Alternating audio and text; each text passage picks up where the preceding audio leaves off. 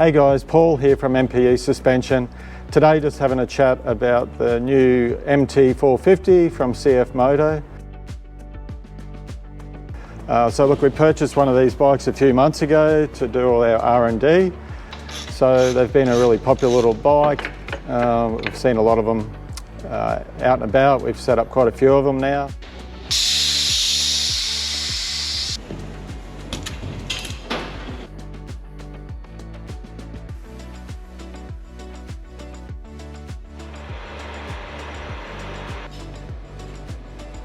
Did a fair bit of riding out in the trails on them just to find out what we don't like, areas what we need to improve on.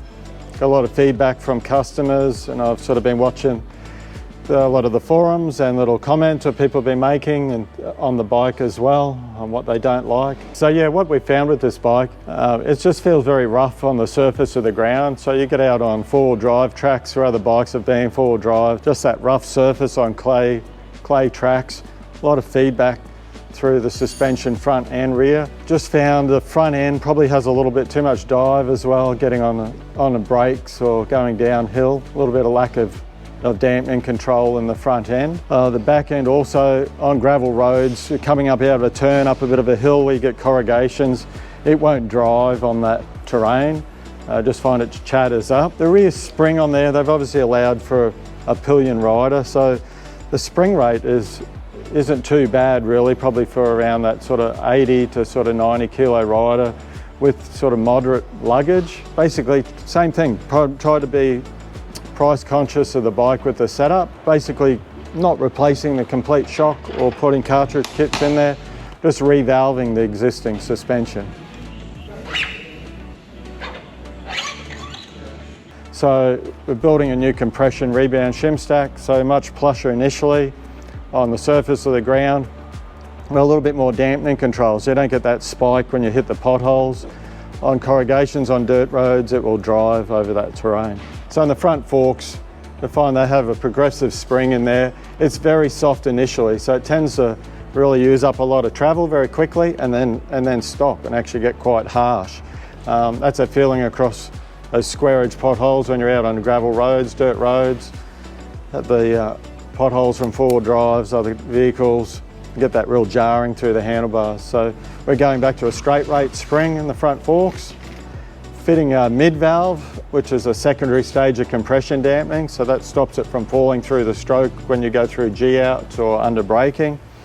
And then it also allows us to run a little bit more comfortable valving on the initial part of the stroke, so you'll have a lot more feel, be a lot smoother across the surface of the ground.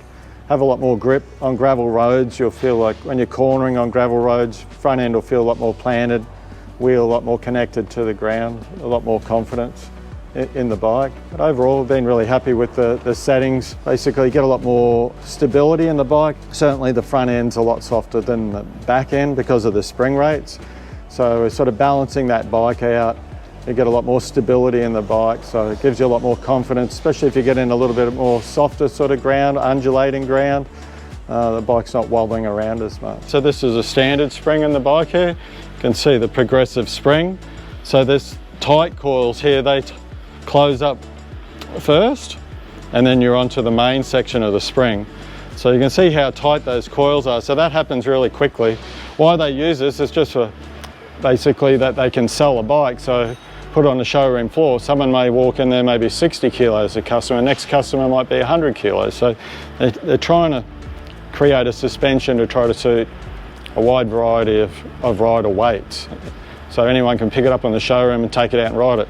And which they can, they're not terrible to ride, but it certainly make them a lot nicer to ride. And then you can see we replaced the spring with a straight rate or a linear rate spring.